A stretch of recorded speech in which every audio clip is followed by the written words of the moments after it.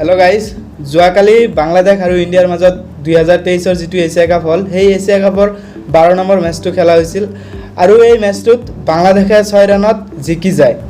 তো বাংলাদেশৰ তৰফৰ পৰা বহুত এটা ভাল এটা এফৰ্ট দেখিবলৈ পোৱা যায়। বাংলাদেশে যদিও মানে ফাইনেলত যোৱা নাই কিন্তু বাংলাদেশৰ যিটো মানে টিম আছে টিমৰ পৰা যিটো মানে টিম ৱৰ্ক বুলি কোৱা হয় সেই টিম ৱৰ্কটো দেখিবলৈ পোৱা যায়। বাংলাদেশৰ প্ৰত্যেকজন প্লেয়াৰৰ পৰা যিটো এফৰ্ট আছিল সেইটো আনবিলিভেবল। তাৰ ওপৰত যোৱাকালি ইণ্ডিয়া যে হাৰিলে বা পৰাজয় হ'ল তাৰ বিষয়ৰ ওপৰত আজিৰ এই ভিডিঅ'টোত আলোচনা কৰিম যে সূৰ্য কুমাৰ যাদৱ আৰু তিলক বৰ্মা এইসকল প্লেয়াৰক যোৱাকালি চান্স দিয়া হৈছিল। যদিও এইবাৰ 2023ৰ যিটো এছিয়া কাপ হ'ল এই এছিয়া কাপত তেওঁলোকক মানে সুযোগ পোৱা নাছিল বা তেওঁলোকক চান্স দিয়া হোৱা নাছিল। তো তেওঁলোকে যি চান্সটো পালে সূৰ্য কুমাৰ যাদৱে যে কিমান এটা ভুল কৰিলে এইবাৰ মানে যিটো ODI ৱৰ্ল্ড কাপ হ'ব সেই ODI ৱৰ্ল্ড কাপতো সূৰ্য কুমাৰ যাদৱক লৈ এটা ডাঙৰ এটা কুৱেশ্যন থাকিব যে সূৰ্য কুমাৰ যাদৱ তাতে থাকিব নে নাই বা প্লেয়িং 11ত বা 14ত থাকিব নে নাই। কিন্তু শুভমান গিলৰ তৰফৰ পৰা বহুত এটা ধুনীয়া ইনিংছ দেখিবলৈ পোৱা যায়। শুভমান গিল এনেকুৱা এজন প্লেয়াৰ যাৰ যিটো মানে ক্লাছ ক্ৰিকেটত যিটো ক্লাছৰ দৰকাৰ সেই ক্লাছটো শুভমান গিলৰ ওচৰত আছে। 2023ৰ যিটো এছিয়া কাপ হ'ল প্ৰত্যেকটো মেচতে শুভমান গিলৰ তৰফৰ পৰা বহুত ধুনীয়া ইনিংছ দেখিবলৈ পোৱা গৈছে। তো শুভমান গিলৰ যিটো যোৱাকালিৰ চেঞ্চুৰীটো হ'ল সেই চেঞ্চুৰীটোৰ লগতে শুভমান গিলৰ 5 নম্বৰ চেঞ্চুৰীটো ODIত কমপ্লিট হ'ল।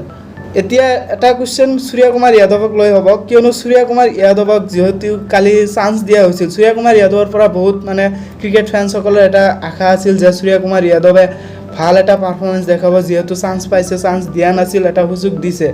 যিদৰে মানে সঞ্জু চেমছাঙক ৱেষ্ট ইণ্ডিজৰ লগত চান্স দিয়া হৈছিল তাতে সঞ্জু চেমছাঙে ভাল প্ৰদৰ্শন নেদেখুৱাৰ বাবে এছিয়া কাপৰ পৰা তেওঁক বাহিৰ কৰা হৈছিল। তো সূৰ্য কুমাৰ যাদৱক কিজানি এইবাৰ যিটো মানে ODI ৱৰ্ল্ড কাপ হ'ব সেই ৱৰ্ল্ড কাপত কিজানি প্লেয়িং 11ত থাকিব নে নাই তাক লৈ এটা ডাঙৰ এটা কুৱেশ্যন হ'ব।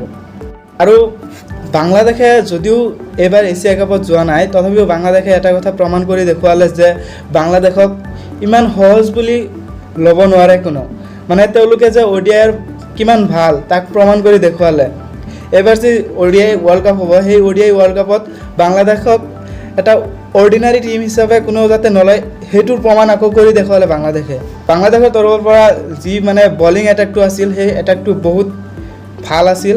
আৰু লগতে বাংলাদেশৰ কেপ্টেইন সাকিব আল হাছানৰ তৰফৰ পৰা বহুত এটা ধুনীয়া ইনিংছ বেটিঙতো কওক বা বলিঙতো কওক। সাকিব আল হাছানে 10 অভাৰ কৰি মাত্ৰ 43 ৰান দিছে আৰু 2টা উইকেট পাইছে আৰু তেওঁ লগতে এটা ধুনীয়া ইনিংছ খেলিছে 80 ৰান বনাইছে। ইয়াত তেওঁ দেখুৱালে যে তেওঁ কিমান ওপৰৰ লেভেলৰ যে অলৰাউণ্ডাৰ তাক প্ৰমাণ কৰি দেখুৱাইছে। তাৰপিছত ইণ্ডিয়া টিমৰ পৰা বেটিং কৰিবলৈ আহিছিল প্ৰথমতে শুভমান গিলৰ তৰফৰ পৰা 121 ৰানৰ এটা ধুনীয়া এটা ইনিংছ দেখিবলৈ পোৱা যায় য'ত তেওঁ 8টা 4 আৰু 5টা 6 লগায়।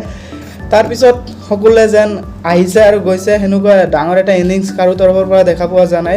আৰু লাষ্টত যেতিয়া মানে লোৱাৰ মিডল অভাৰত অক্ষৰ পেটেলো আহি এটা ধুনীয়া এটা ইনিংছ দেখাইছে। অক্ষৰ পেটেলক লৈ এটা কুৱেশ্যন আছে যে অক্ষৰ পেটেল বেটিঙতো ভাল দেখাই আছে কিন্তু বলিঙত সিমান এটা ভাল নহয়। তো অক্ষৰ পেটেলক লৈও এটা কুৱেশ্যন হ'ব যে ODI যিটো ৱৰ্ল্ড কাপ হ'ব তাতে তাৰ চিলেকশ্যনটো হ'ব নে নাই। আৰু এটা কথা 2023ৰ ইণ্ডিয়া আৰু বাংলাদেশৰ মাজত 4টা মেচ খেলা হৈছিল। 4টা মেচত 3টা মেচতে বাংলাদেশে জিকিছিল আৰু মাত্ৰ এটা মেচত ইণ্ডিয়া জিকিছিল। তো বাংলাদেশৰ তৰফৰ পৰা এইটো মেছেজ ক্লিয়াৰ যে বাংলাদেশক ইমান সহজত কোনেও ল'ব নোৱাৰে।